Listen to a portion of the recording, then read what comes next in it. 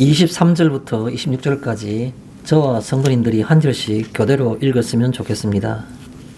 먼저 제가 11장 23절을 봉독해 올리겠습니다.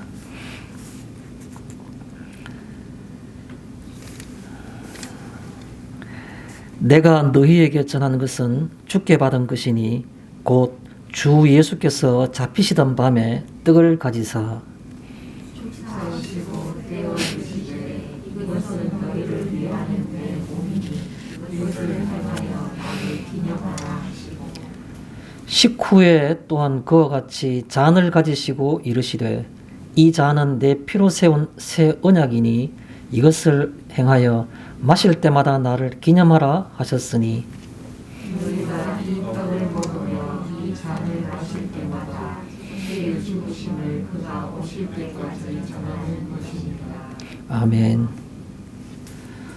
예, 오늘은 이 본문의 말씀을 가지고 제목은 너희에게 전한 것이라는 그런 제목으로 잠깐 살펴보고자 합니다.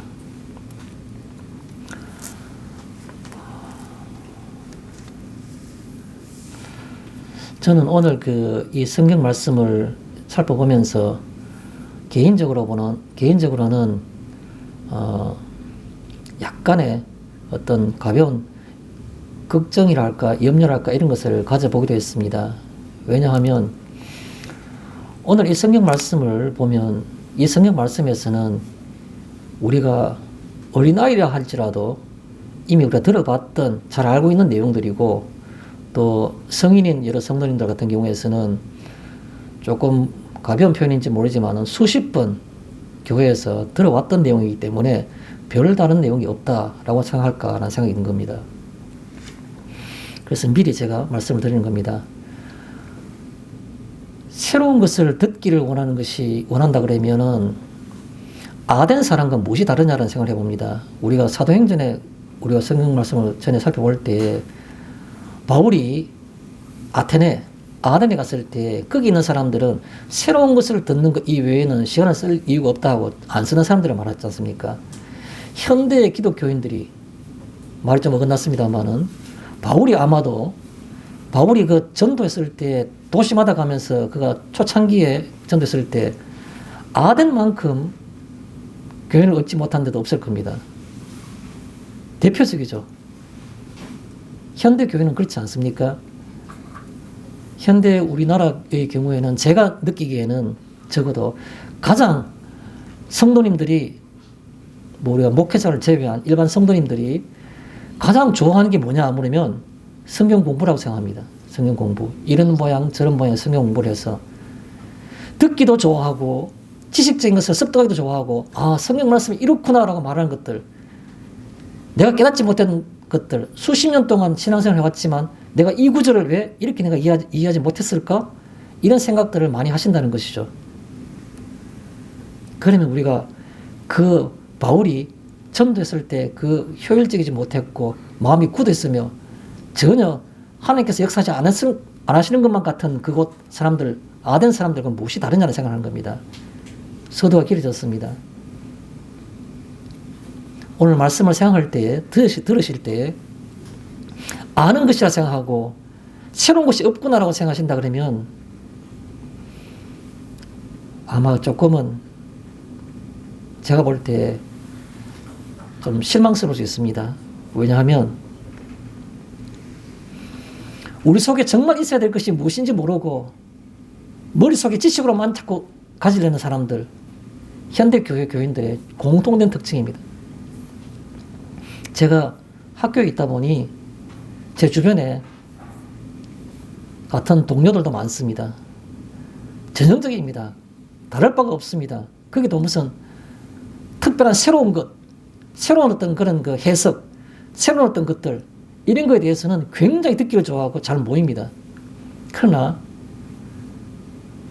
본인이 속에 있는 어떤 그 실상에 대해서는 전혀 돌아볼 생각을 하지 않는 겁니다. 오늘 저는 말씀을 드리는 것은 바로 우리가 오늘 보는 이 말씀이 우리들 속을, 우리 자신을 돌아보는 그런 시간이 되었으면 좋겠다라는 말씀을 드리면서 성경 말씀을 살펴보고자 합니다. 오늘 성경 말씀은 11장 고린도 교회에 보내는 바울의 편지글 중에서 이 고린도전서에 해당되는 11장의 내용들입니다. 11장은 어떻게 시작하냐면 제가 오늘 본문 말씀을 배경을 앞에 좀 설명을 드리고 본문을 다시 서술하도록 하겠습니다. 11장 1절이 어떻게 시작합니까? 내가 그리스도를 본받은 자 된 것처럼 너희도 나를 본받은 자가 되라. 본받는 자가 되라. 라고 말씀하고 있는 겁니다.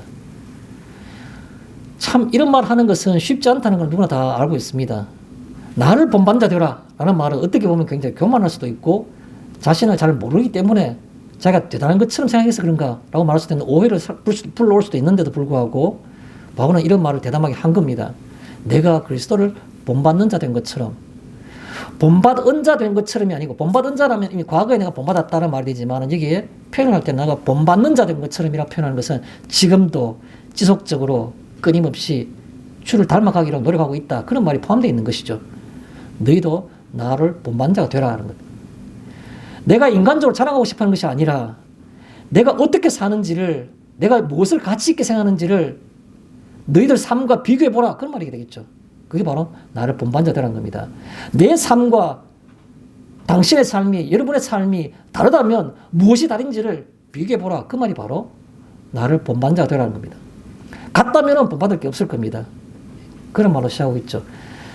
그 1절을 그렇게 한 다음에 그 뒤에 나오면 실질적인 얘기에 대해서 바울이 권면하는 게 있습니다. 뭐냐 하면 머리에 쓰는 것에 관해서 얘기하는 겁니다. 여자는 예배 드릴 때나 기도할 때에 머리를 가려야 안 된다라는 것이 바울의 어떤 권면입니다. 그러나 남자는 머리에 무엇이든지 쓰는 것은 그것은 오히려 옳지 못하다고 말하는 겁니다. 이유가 뭐냐니까 그 당시에 있는 어떤 사회적인 질서를 생각할 때 여자의 머리는 남자이고 남자의 머리는 주님이시다 이렇게 표현함으로써 내보다도 위에 무엇이 있다는 것을 설명하기 위해서는 항상 표현하기 위해서는 그 상징적인 표현으로 여자는 머리 위에 뭘 쓰는 것이 좋겠다 이렇게 권면해 놓는 겁니다. 시대가 바뀌었기 때문에 그에 대한 여러 가지 어떤 그 해석들은 다양할 수 있는데 별로 그렇게 신앙적인 어떤 그런 면에서 큰 가치 있는 내용도 아니기 때문에 그냥 그거에 대해서는 그냥 간단하게 넘어가겠습니다. 17절에 보면 이런 말이 나옵니다.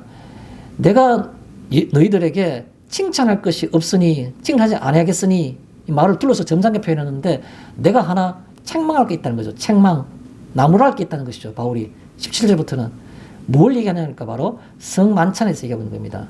성만찬. 자, 이 바울의 표현을 빌리면 이런 말 합니다. 너희가 자기 먹을 것을 가져와서 먼저 자기 것을 가져가고 나머지 사람들은 시장하기도 하고 배가 고프기도 하고 그러나 어떤 사람들은 그 속에서 자기 음식에 취하기도 한다. 그래서 내가 그렇기 때문에 이것을 절대로 내가 칭찬해 줄 수가 없다. 책망을 할 수밖에 없다라고 표현하고 있는 겁니다. 그 내용을 배경을 보면 이렇습니다. 초대교회에는 전통이 있었습니다. 전통. 예수님이 그 십자가에 못 박히기 전에 마지막 밤에 그 만찬을 성만찬하죠. 마지막 만찬하죠. 제자들과 함께 발을 씻기시고 밥을 먹고 그다음에 마지막 설교를 하시고 기도하시고 그다음에 가자 하고 감람산을 가셔가지고 거기서 로마 군병들 그 대제사장의 어떤 종 하인들에게 포박당해서 거기서 십자가로 이끌리게 되는 것이죠. 그래서 그 성만찬을 기념한다는 겁니다. 언제 기념하냐니까 바로 실제로 성만찬은 목요일에서 금요일 넘어가는 밤이었지만 그런데 그 당시에 예수님이 그 부활 성취하신 다음에는 남은 제자들이 주일 예수님이 부활하신 날이 가장 이 거룩한 날, 구별되는 날라고 표현해서 주일 저녁에 성만찬을 했습니다. 그런데 특이한 것은 성만찬에 두 가지 요소가 있었습니다. 밥을 함께 먹는 애찬식과 그리고 떡을 나누는 그 성만찬, 성례식, 이게 애찬과 성례 이 두 가지가 동시에 포함된 게 바로 그런 그 전통이었습니다. 주일 저녁이 되면 저녁 먹을 때쯤 되면 각자 그 당시에 초대교회는 자유인도 있었고 돈 많은 부자도 있었고 그런가 하면 노예 신분으로서 기독교인인 사람들과 같이 교회라면서 그 당시에 한 가정에 모여서 예배를 드리는 것이 바로 초대교회였죠. 그런데 돈이 많고 자유스럽고 그런 사람들은 각자 먹을 싸울 때 아주 좋은 음식을 가져가지고 상부에다 얹어 놓는 겁니다. 그런 다음에 예배를 드리고 난 다음에 그 다음에 만찬이 시작되면 자기가 가져간 도시락을 자기가 가져가는 겁니다. 그래서 같이 나눠 먹는 겁니다. 노예 신분인 사람들은 싸가지 온 음식도 변변하지 못하고 심지어 못 가져온 경우도 있겠죠. 그래서 그냥 시장하다는 말은 굶는 겁니다. 그 이제 밥을 다 먹고 나면 한쪽에서는 약간 굶는 사람도 있고 좀 그렇게 뭐 하찮은 그런 음식 먹는 사람 있는가 하면 한쪽에서는 진수성찬으로 막 자기들끼리 어울려가지고 막 밥을 아주 거창하게 먹는 겁니다. 뭘 먹었는지 취하기까지 했다 그런 겁니다. 그런 다음에 자 이제 밥을 다 먹었으니까 식사 다 했으니까 모여서 성찬을 합시다. 그러면 그때 나가서 성찬하는 겁니다. 주의 떡을 나누고 주의 잔을 나누는 겁니다. 그때는 똑같이 하겠죠. 근데 그럴 때 그 떡과 잔을 받는 사람들의 마음 심리가 어떻게 했느냐 이거를 바울이 지금 책망하고 있는 겁니다. 이게 어떻게 주님의 어떤 모습을 닮아가는 거냐 그러냐 책망하는 다음에 나온 얘기가 오늘 이 얘기가 되는 겁니다. 23절 나온 얘기죠. 23절 내용이 어떻습니까? 내가 너희에게 전한 것은 주께 받은 것이니 이렇게 표현하고 있습니다. 물론 뒤에 가서 좀 상세히 설명하겠습니다. 내가 지금부터 또 혹은 그 전에 이미 내가 말했던 이 성례식에 관한 것들, 성찬식에 관한 것들, 이 말들은 성찬에 관한 것들은 내가 임의로 내 마음대로 정한 것이 아니고 주께 받은 것이라는 겁니다. 이 말도 우리가 성경적으로 굳이 따지자면 굉장히 그 여러 가지 해석이 가능합니다. 바울이 내가 너희에게 전한 이것은 주께 받은 것이니 곧 주 예수께서 잡히시던 날 밤에 떡을 가지사 축사하시고 떡을 떼어 이렇게 표현하고 있습니다. 성만찬 마지막 밤에 바울이 예수님의 제자들과 함께 그곳에 계셨습니까? 아니요. 바울은 뒤에 믿은 겁니다. 예수님이 그 잡히시기 전날 밤에 마지막 만찬하실 때 그때는 제자들과 함께 계시는 것이지 바울은 그 속에 끼지 못하는 겁니다. 그런데 자기가 전해 받았다는 겁니다. 내가 너에게 전한 것은 주께 받은 것이라. 말이 틀리지 않습니까? 그러나 저녁에는 바울이 없었는 겁니다. 마지막 성만찬할 때. 그런데 바울이 어떻게 이런 말을 했을까? 여러 가지 해석이 가능한 겁니다. 첫째는 바울이 아마도 그 12제자 중에 누구 한 사람, 사실은 그 뭐 가룟 유다는 죽었으니까 남은 11제자 중에서 그 성만찬에 참여했던 사람으로부터 얘기를 자세히 전해 들었을 것이다. 또 다른 어떤 그 추측으로는 바울이 회심한 후에 사울에서 바울로 회심한 후에 그가 아라비아 반도에 가서 아라비아 그 광야에 가서 들판에서 3년 동안 거주하는 겁니다. 바울이 3년 동안 그 아라비아 광야에서 지냈을 때 거기에 대한 기록이나 내용들 아무것도 나온 게 없습니다. 그때 주의 영께서 친히 그에게 말씀하시고 어떤 모습을 보여주시지 않겠나 그런 생각도 할 수 있는 것이죠. 아니면은 그 반대로 그 하나님께서 바울에게 예수님이 부활하신 예수님이 다메섹 선상에서 나타나신 것처럼 그에게 네가 가서 누구에 들어봐라 라고 말할 때 11제자 중에 한 사람의 이름을 부르면서 네가 누가 만나서 만찬했을 때 이 얘기를 들으라 그 얘기를 들으라 라고 말하면 아마도 바울이 그걸 가서 들었으니까 예수께 직접 들은 거랑 마찬가지다 뭐 그렇게 해석할 수도 있겠죠. 그래서 다양한 해석이 가능합니다. 어쨌든 간에 내가 너희에게 전한 것은 주께 받은 것이니 예수께서 곧 주 예수께서 잡히시던 날 밤에 떡을 가지사 축사하시고 떼어 이르시되 이것은 너희를 위하는 내 몸이니 이것을 행하여 나를 기념하라 라고 말씀하신 겁니다. 예수님께서는 그 잡히시던 밤에 첫 번 성찬을 하시는 거죠. 떡을 떼가지고 나눈 겁니다. 그때 떡을 떼는 모습은 예수님이 아마 11제자에게 한 명은 다 주신 건 아닐 겁니다. 아마 제자들에게. 예수님이 떡을 떼서 옆으로 이렇게 건너주면 건너받은 제자들이 그걸 떼는 겁니다. 떼서 옆에 있는 사람들이 나눠주고 또 이렇게 건너주면 좀 손 건너지는 사람들은 또 떼게 나누고 예수님께 처음 시범을 보면서 몸을 그 떡을 뗀 것 다음에 그 다음에 나머지들이 지속적으로 똑같은 행동을 했을 겁니다. 그렇게 떡을 뗐다는 거죠. 그러면서 이것은 내 몸이다. 너희를 위하는 것이다. 이렇게 표현했다는 거죠. 그 다음에 식후에 밥 먹고 난 다음에 떡을 떼고 난 다음에 항상 잔은 그 당시에 제일 마지막에 잔을 나눴다고 합니다. 그래서 식사 후에라는 말이 정확한 표현인 것 같습니다. 식후에 그 다음에 또한 그와 마찬가지로 잔을 가지시고 이르시되 뭐라고 말씀하시냐니까 바로 이 잔은 내 피로 세운 새 언약이니 이렇게 표현하고 있습니다. 이 잔에 담겨 있는 이 포도주는 내 피와 같은 것이니 내 피를 상징하는 것이니 그래서 이것을 마심으로써 마실 때마다 나를 기념하라 라고 하신 겁니다. 그래서 너희가 떡을 먹고 잔을 마실 때마다 주의 죽음을 그가 오실 때까지 전하라 하는 것이다. 이렇게 26절은 끝을 맺고 있습니다. 본문의 내용들을 보면 예수님이 성만찬 혹은 그 성찬식을 처음 했던 기원과 그런 관계들을 얘기하시는구나 라는 생각을 할 수 있는데 그 속에서 우리는 무엇을 한번 살펴보고 생각해야 될까요? 라는 것을 지금부터 말씀드리겠습니다. 저는 본론을 들어가기 전에 늘 그렇듯이 여러 성도님들께 오늘 본문과 관련되어 있는 질문을 하나 드리면서 본문을 들어가고자 합니다. 하나 드리고 싶은 질문은 바로 이겁니다.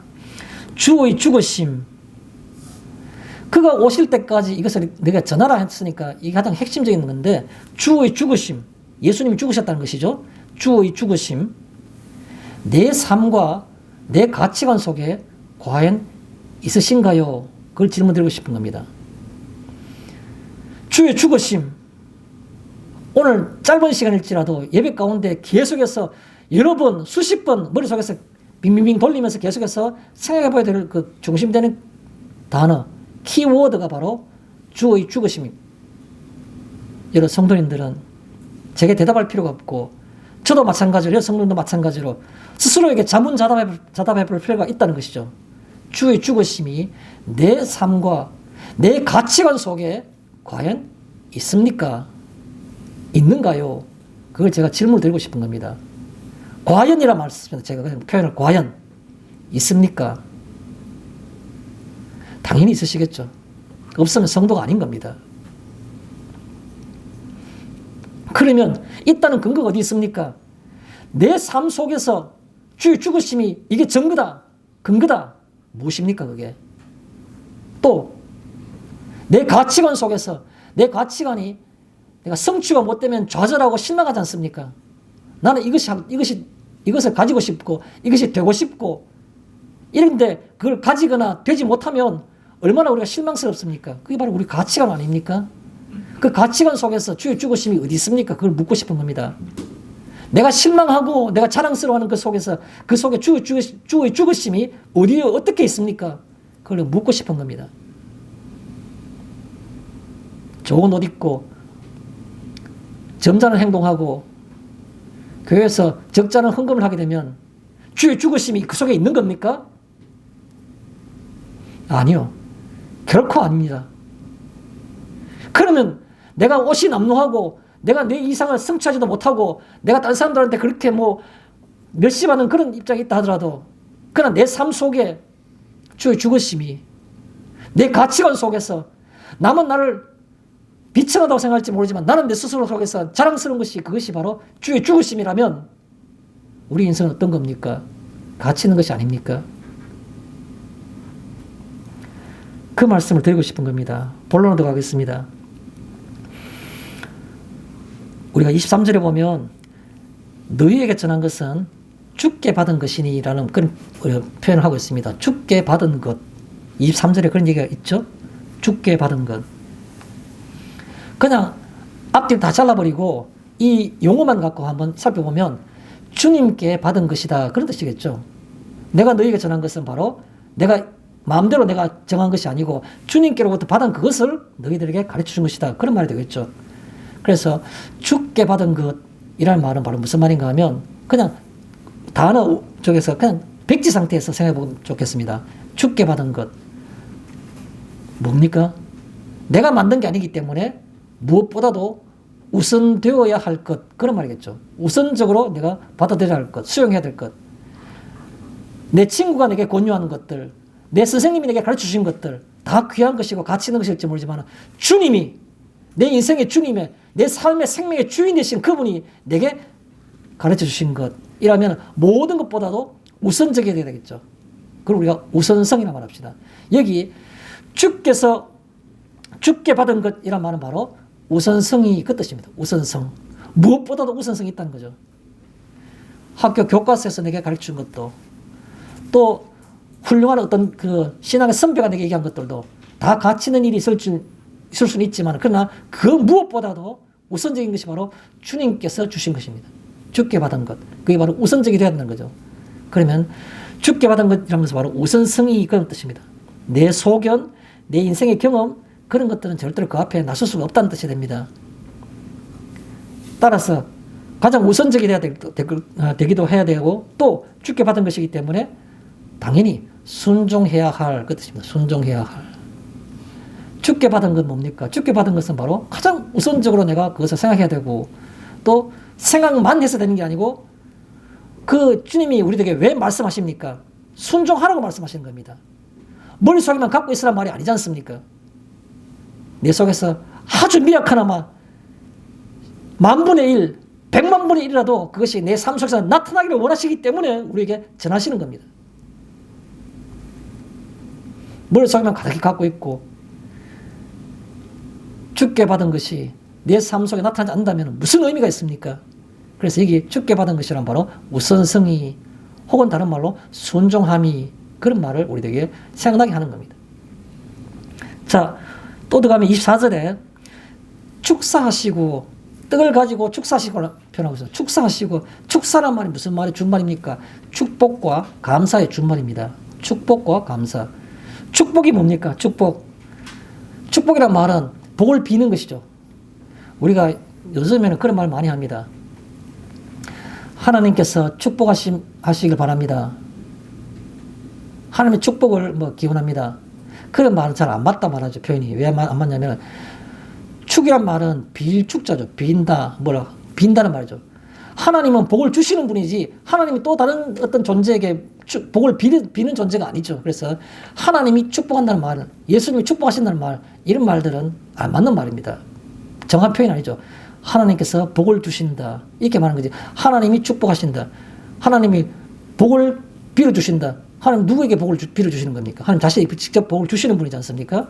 말이 좀 어긋나 버렸는데, 여기서 말하고 있는 축사하시고는 말은 축복과 감사란 말인데, 축복이란 말은 뭡니까? 축복은 복을 빈다는 것이죠. 복을 빈다는 게 뭘 가지고 비는 겁니까? 떡을 떼가지고 떡에다가 축복하신 겁니다. 떡을 떼서 축사하신 것은. 예수님 같은 경우에서는 하나님이 복을 주시기를, 그런 관점에서는 축복이라는 말 써도 크게 어려운 건 없겠죠. 다 어쨌든 간에 여기에 나오는 떡을 축사하시는 말은, 그거는 축복이라는 말은 다른 말로 표현하게 되면 하나님의 도구가, 그런 뜻입니다. 하나님의 도구. 이 떡이 하나님의 복을 통하는 그 도구로 되기를, 그런 말이 바로 축사하시는 의미가 되는 겁니다. 떡을 뗐을 때 이 떡 자체를 받는 자마다 받는 행위가, 이 떡 자체가 그 사람에게 하나님의 복이 임하기를, 그게 바로 축복의 개념입니다. 우리 성찬을 받을 때, 떡을 받을 때 그냥 예수님의 어떤 몸을 기념하는구나가 아니고, 하나님의 복이 우리들에게 임하는, 하나님의 복의 도구로서 그것이 바로 축복인 겁니다. 감사는 뭡니까? 감사하는 것은 은총 아래에서라는 뜻입니다. 은총 아래에서. 떡을 떼는데 뭡니까? 떡을 떼는 거 하자는 떡 조각 하나, 빵 조각 하나지만 그냥 그 자체가 하나님의 은혜 아래에 있다는 것을 상징하는 겁니다. 제가 그냥 조금 문학적인 표현을 해볼게요. 우리는 무엇을 어떻게 살아가고 있습니까? 음식을 먹으면서 살아갑니다. 우리가 어떻게 사느냐고요? 음식을 먹어 사느냐고요? 아니요. 우리가 은총 아래 사는 겁니다. 음식이 그렇게 귀합니까? 귀중합니까? 그냥 하나의 삶의 어떤 도구일 뿐인 겁니다. 우리는 어떻게 삽니까? 음식을 먹으며 숨을 쉬기 때문에 삽니다. 음식을 먹으며 숨을 쉬며 사는 것이 아니라 은총 아래 사는 것이고, 은혜 아래에 있기 때문에 살아가는 겁니다. 은혜 아래 있지 않으면 숨 쉬는 것이 무슨 의미가 있습니까? 진정 사는 거 맞습니까? 아니요. 죽은 것입니다. 숨 쉬는 것은 동물적인 삶이지, 생명이 호흡이 있다는 것 뿐이지, 그게 무슨 영적인 삶이 살아있는 겁니까?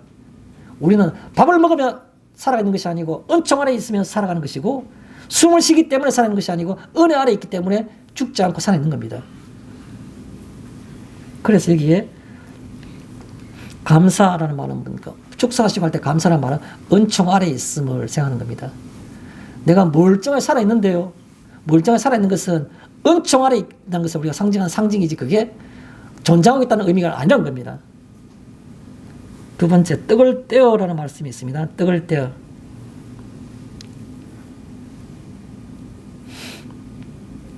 떡을 뗄 때마다, 우리가 날마다 밥을 먹을 때마다, 우리가 기도할 때마다 떡을 뗀다는 것은 뭡니까? 이 상징을 통해서 무언가를 연상한다는 말이죠.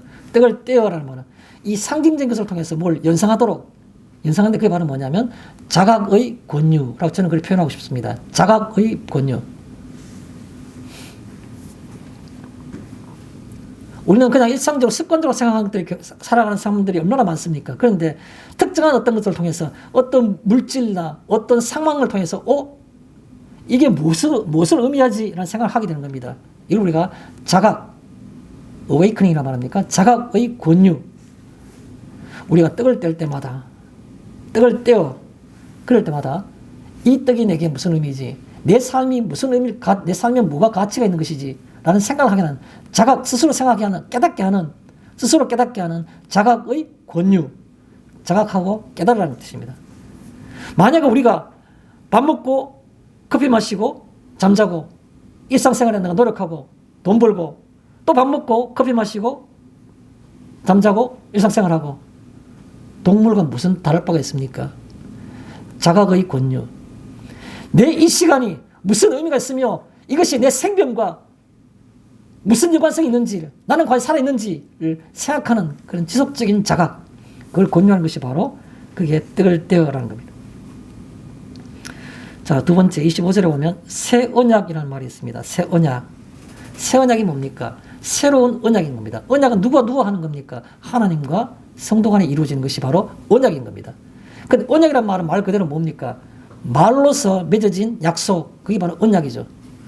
말로 맺어진 약속은 언제 어떻게 이루어진 겁니까? 여기 새 언약이라 했으니까 분명히 원래 언약이 있을 거 아닙니까? 원래 언약이 어디 있는 겁니까? 창세기 15장에 있는 겁니다. 창세기 15장에 무슨 사건이 있습니까? 하나님께서 아브라함이 되기 전에 아직까지 아브라함이라고 말할 때 하나님이 아브라함에게 이르셔가지고 네 믿음을 내가 의로 여겼다고 말씀하시는 겁니다. 그래서 밖에 나가보라. 하늘의 별을 보고 너 별을 세어보라. 세울 수 없지 않느냐. 그러나 내 자손을 저 별과 같이 있도록 해주겠다. 그리고 약속하신 겁니다. 첫 번째, 하나님께서 약속하신 것. 말로서 언약해 준 겁니다. 두 번째, 네가 있는 이 땅을 내가 너 자손들에게 영원히 주겠다 말씀하신 겁니다. 그게 두 번째 언약인 겁니다. 내용을 특히 한마디로 통하면 뭡니까? 하나님께서 내 자손을 별과 같이 많게 하고 이 땅을 내 자손들에게 영원히 주겠다. 한 가지를 볼 수 있겠죠. 아브라함이 뭐라고 대답했습니까? 창세기 15장에 내가 이 땅이 내 자손들의 터전이 될 것을 내가 어찌 알겠습니까? 하나님께 반문한 겁니다. 그걸 내가 어떻게 믿어야 근거가 있습니까? 묻는 겁니다. 그래서 하나님께서 시키는 겁니다. 내가 가서 3년 된 암소, 3년 된 암염소, 3년 된 순양, 그 다음에 산비둘기와 집비둘기 새끼를 가져와서 그 반을 쪼개서 늘려놓은 겁니다. 그래서 그때 이때까지 한 번도 사람들이 그런 걸 해보지도 못했는데 아브라함이 가서 시키는 그대로 소와 염소와 양을 배를 다 갈라가 반동 딱딱 잘라가지고 산비둘기, 집비둘기 새끼는 작으니까 쪼개지 않고 그냥 놔둔 겁니다. 그래서 제사를 지내기 위해서 놔뒀는데 오랜 시간이 지나더라도 아무 표식이 없어요. 그래서 독수리 같은 그런 그 솔개가 내려와서 그 고기를 쪼물고 오니까 그걸 아브라함이 막 잠을 쫓으면서 그 새들을 이렇게 쫓고 있어. 그럴 때 어느 시간 됐을 때 갑자기 밤중에 횃불 같은 것이 불 붙어 있는 횃불, 탄한 횃불 같은 것들이 쪼개진 고기 사이로 쫙 지나가는 겁니다. 불빛이. 뭘 상징하는 겁니까? 하나님의 임재를 상징하는 겁니다. 하나님이 그 불꽃으로. 그 의미는 뭡니까? 그 당시에 많은 사람들은 서로 간에 약속할 때 집을 팔았다, 땅을 팔았다 약속했을 때는 그럴 때 어떻게 하냐면 성문에는 항상 하루 종일 사람들이 왕래가 심하고 제일 많이 사람들이 많이 모이는 곳이니까 거기에서 그 성의 장로들과 많은 사람들 앞에서 누가 이렇게 언약했다, 약속 맺었다 그러면 그걸 성문에서 얘기함으로써 약속이 맺어지는 겁니다. 또 두 사람은 나가서 그 위에 짐승을 잡아서 딱 반 쪼개고 그 사이를 걸어가는 겁니다. 약속한 사람이. 그러가면 우리가 이 약속을 했는데 이 약속을 어기면 우리 몸이 이렇게 쪼개지더라도 죽어도 그에 대해서는 우리가 전혀 문제가 없다 하는 그런 서로 간의 어떤 목숨을 걸고 서로 간의 약속을 지키겠다는 그 약속이 바로 그 짐승의 몸을 쪼개는 겁니다. 하나님께서 신이신 하나님이 그 하찮은 피조물들 가운데 있는 아브라함을 택해가지고 그 아브라함과 하나님이 마치 대등한 것처럼 두 사람이 나란히 걸어가는 것처럼 하나님 직접 그 쪼갠 짐승 사이로 지나가신 겁니다. 그게 바로 첫 번째 언약이었습니다. 내 자식을, 내 땅을 너에게 주겠다 한 겁니다. 그것도 그냥 피조물인 인간들이 유치한 방법으로 하나님께서는 그거 초월하신 초월자 창조 신이신 그분이 그 사이를 걸어가신 겁니다. 약속의 당사자인 하나님과 이스라엘 민족이, 아브라함 자손들이 하나님은 약속을 지키셨지만 아브라함 자손인 이 이스라엘 민족들은 지키지 못했죠. 그럼 죽어야 되는 겁니다. 짐승을 쪼개는 그 사체처럼, 짐승의 사체처럼. 그래서 하나님은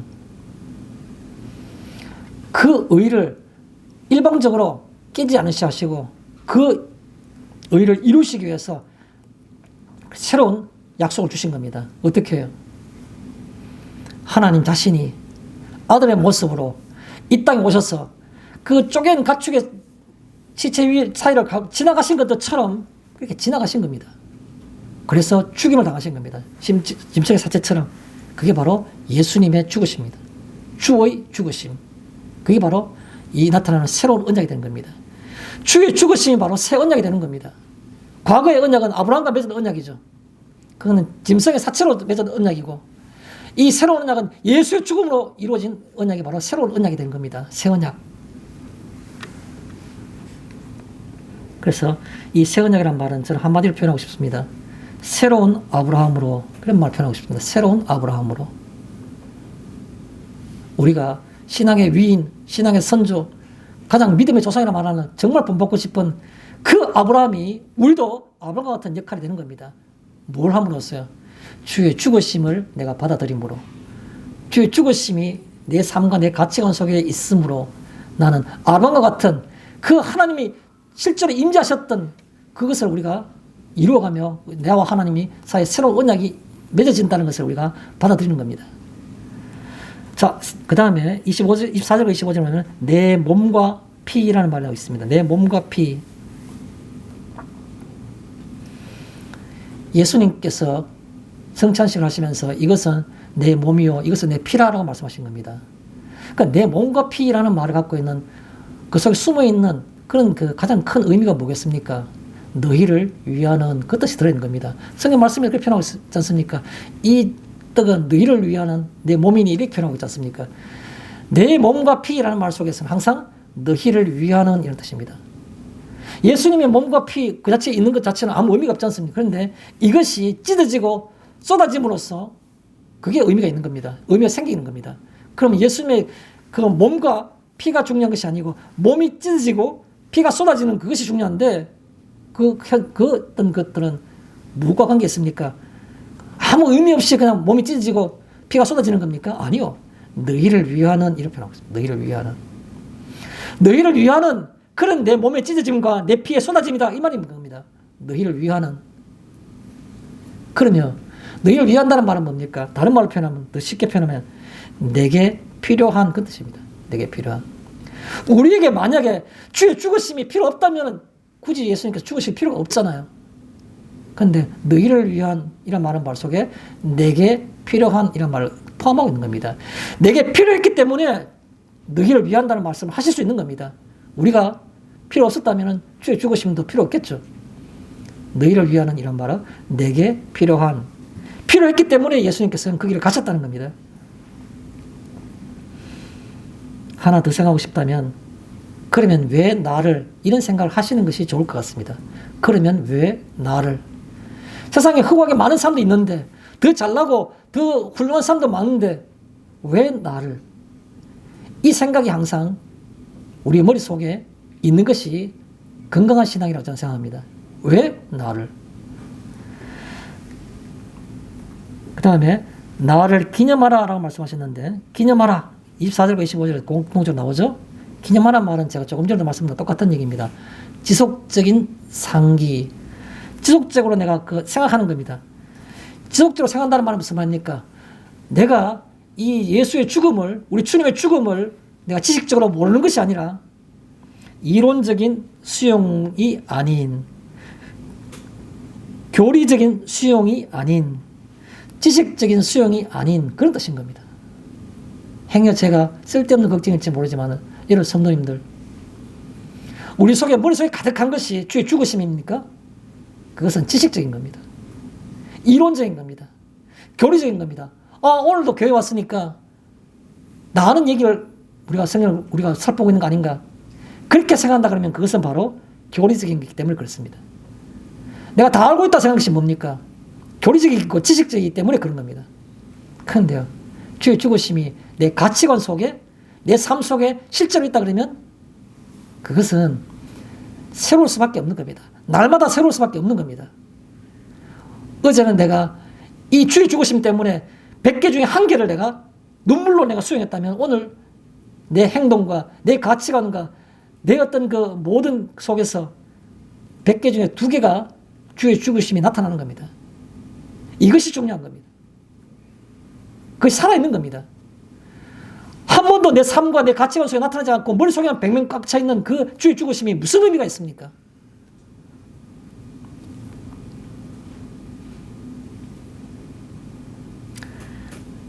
세 번째, 전하는 것, 26절에 있는 그걸 말씀을 나누고 싶습니다. 전하는 것, 26절에. 그가 오실 때까지 전하는 것이라 이렇게 표현하고 있죠. 전하는 것.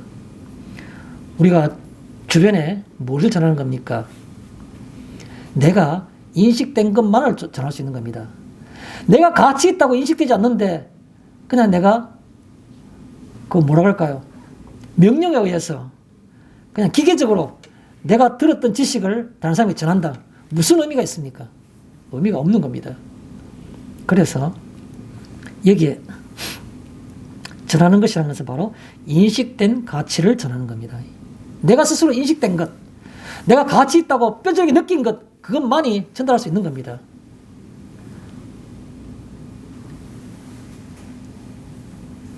신앙 서적에 보면 얼마나 많은 얘기들이 많습니까? 그런데요, 그건 다 아무 의미가 없는 겁니다. 내 것이 아니면 의미가 없는 겁니다. 인식된 것만을 내가 전할 수 있다는 것이죠. 인식된다는 말은 무슨 말입니까? 내가 인생을 살아가는 내 시간 속에 그것이 들어있냐는 겁니다. 나한테도 없는 것을 내가 옆에 사람한테 어떻게 전할 수 있습니까? 내 시간 속에서의 유무, 있고 없음이 중요한 겁니다. 내 시간 속에서의 유무.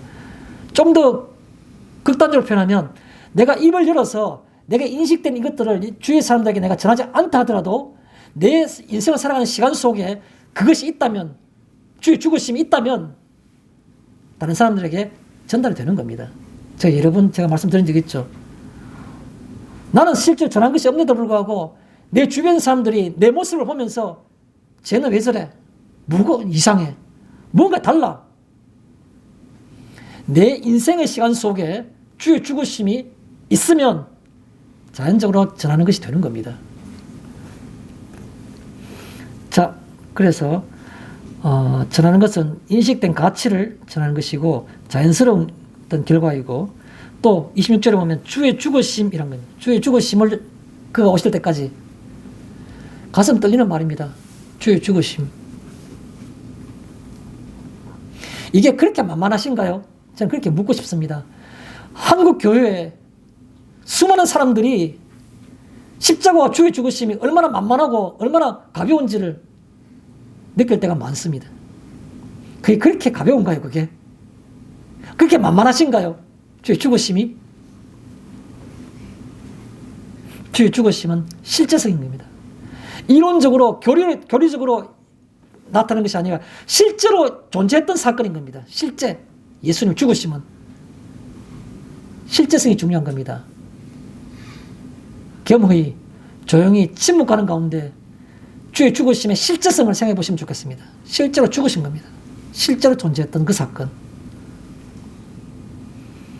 마지막으로 26절에 보니까 그가 오실 때까지라는 겁니다. 흥미로운 표현입니다. 그가 오실 때까지. 이해하기 어렵지 않은데도 불구하고 여기에 그가 오실 때까지라는 말은 무슨 말입니까? 좀 아주 고상한 표현 하나 해보겠습니다. 시간의 목적성. 시간의 목적성. 우리가 살고 있는 시간의 의미가 뭡니까? 우리 시간은 뭘 향해서 가고 있습니까? 주의 재림을 향해 가고 있는 겁니다. 그의 나타나심을 우리가 바라며 살아가는 겁니다. 내 시간의 모든 것들이 다 주의 재림과 그의 나타나심, 그것을 향해서 가고 있고, 그렇기 때문에 내 모든 인생의 시간들, 수십 년의 시간들은 다 목적을 갖고 있는데, 목적지가 바로 주의 나타나심, 그가 오실 때까지, 그의 오심, 재림을 향해 가고 있는 겁니다. 다른 것에 가치를 가지지 마십시오. 내 삶의 시간들이 방향성이 있어야 되는 겁니다. 어떤 방향입니까? 주의 재림. 그의 나타나심을 향해 가는 겁니다. 그래야만이 그 주의 재림을 비춰볼 때 내 이 시간이 너무 비참한지, 아니면 내가 너무 자랑스러운지, 내가 초라한지, 그렇지 않으면 내가 자랑스러운지, 이런 모든 가치들도 그 속에서 판단이 될 겁니다. 시간의 목적성, 주의 재림을 향해서 많은 신앙 선배들이 인생은 잠깐 있다 사라지는 아침 안개와 같다고, 들풀과 같다고, 쉽게 시드는 들풀과 같다고, 아무것도 아니라고 그렇게 표현하고 있는데, 그 말은 무엇을 의미하고 있습니까? 내가 느끼고 있는 인생에서 이 시간이라는 것이 바로 목적을 향해 가고 있는데, 시간에 목적성이 있기 때문에, 그 목적과 목표를 바라보기 때문에 그렇게 표현할 수 있었던 겁니다. 시간의 목적성, 시간의 목표가 없으면 그 시간 자체에다가 의미를 부여하기 때문에 좌절하고 실망하고 죽고 자살하고 그렇게 되는 겁니다. 그래서 여기에 그가 오실 때까지라는 바로 시간의 목적성. 하나 더 표현해 볼까요? 그가 오실 때까지라는 말은 바로 존재의 영광성.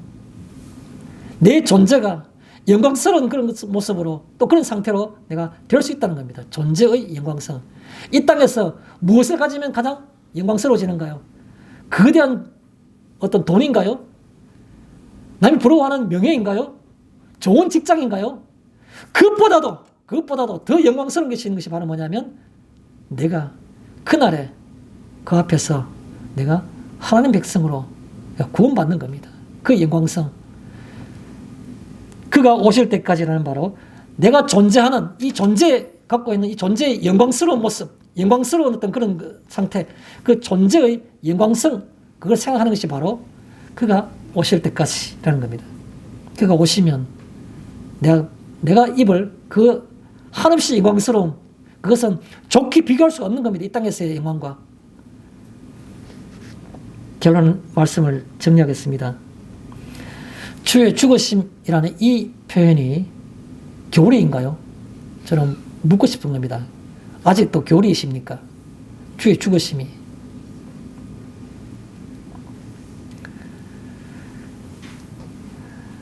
만약에 교리가 아니고 그것이 내 속에 살아있습니다, 내 삶과 내 가치관 속에 살아있습니다 라고 생각하신다 그러면, 그것은 오늘 바울이 제목에서 너희에게 전한 것을 우리가 받아들이는 성도가 되는 겁니다.